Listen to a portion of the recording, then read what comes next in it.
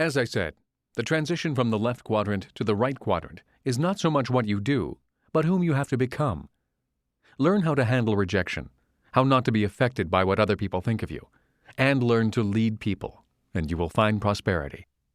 So I endorse any network marketing organization that is first committed to developing you as a human being, more than developing you into a salesperson.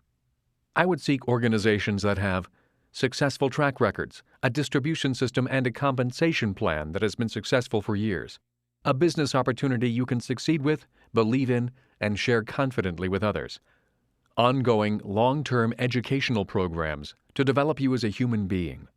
Self-confidence is vital on the right side of the quadrant, as well as a strong mentor program. You want to learn from leaders, not advisors, people who are already leaders on the right side of the quadrant and want you to succeed.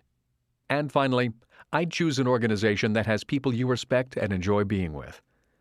If the organization meets these criteria, then and only then look at the product. A system is a bridge to freedom. Being homeless was not an experience I want to repeat. Yet for Kim and me, the experience was priceless. Today, freedom and security are found not so much in what we have, but what we know we can create with confidence. Since that time, we have created or helped develop a real estate company, an oil company, a mining company, and 2 education companies. So the process of learning how to create a successful system was beneficial for us. Yet I would not recommend the process to anyone unless they truly want to go through it. Until only a few years ago, the possibility of a person becoming successful in the B quadrant was only available to those who were brave or rich. Kim and I must have been brave because we certainly weren't rich. The reason so many people stay stuck in the left side of the quadrant is because they feel the risks involved in developing their own systems are too great.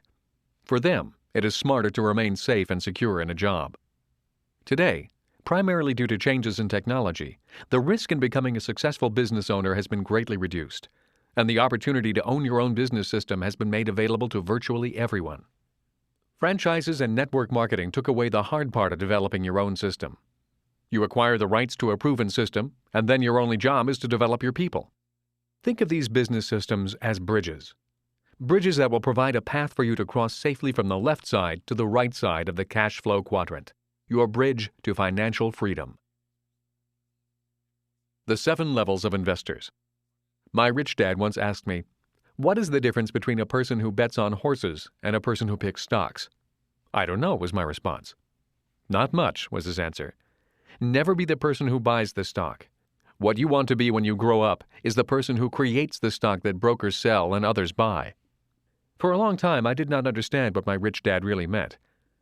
It was not until I started teaching investing to others that I really understood the different types of investors. A special thanks goes to John Burley, an authority in real estate and a fellow teacher. He developed the original 6 levels of investors, which I have modified over the years. See if you recognize anyone you know. Using this identification method in concert with the cash flow quadrant will allow you to understand the world of investors and learn how you can change your own attitudes and investment future. Level 0. Those with nothing to invest.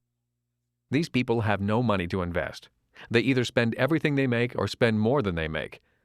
There are many rich people who would fall into this category because they spend as much or more than they make. Unfortunately, this 0 level is where about 50% of the adult population would be categorized. Level 1. Borrowers. These people solve financial problems by borrowing money. Often they even invest with borrowed money. Their idea of financial planning is robbing Peter to pay Paul. They live their financial lives with their heads in the sand like ostriches, hoping and praying that everything will work out. While they may have a few assets, the reality is that their level of debt is simply too high. For the most part, they are not conscious about money and their spending habits.